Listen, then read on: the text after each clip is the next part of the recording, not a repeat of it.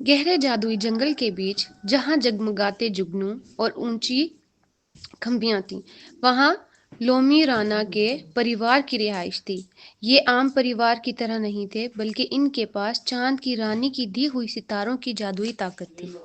اس خاندان میں ملکہ الارا شامل تھی، جن کے چاندنی جیسے چمکتے پروں میں حکمت اور شان تھی۔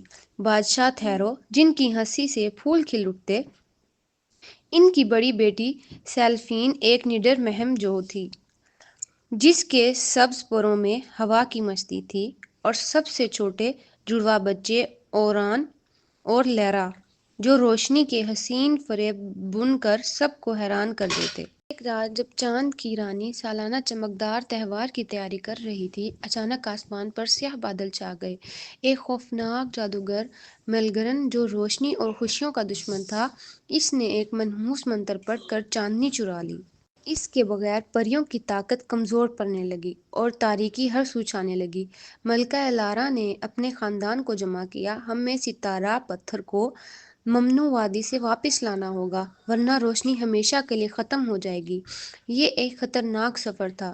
سیلفین نے جرات کے ساتھ قیادت کی۔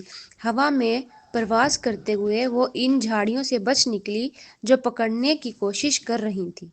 آخر کار وہ وادی کے مرکز تک پہنچ گئی، جہاں ستارہ پتھر ایک سیاہ جادو میں جکڑا ہوا تھا۔ جیسے ہی انہوں نے اسے چھوا، سائے ایک زہریلے سانپ کی طرح لپٹنے لگے۔ تبھی میلگرن خود ظاہر ہوا۔ اس کی تاریک چادر ہوا میں لہرا رہی تھی۔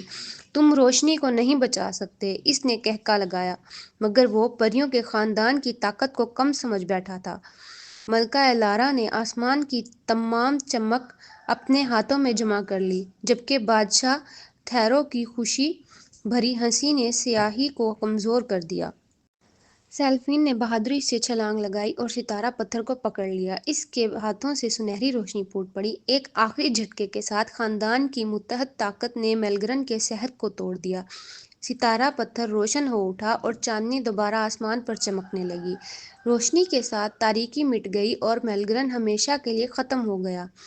چاند کی رانی خود نیچے آئیں اور بولیں، تم نے ثابت کر دیا کہ اصل جادو طاقت میں نہیں بلکہ محبت اور اتحاد میں ہوتا ہے۔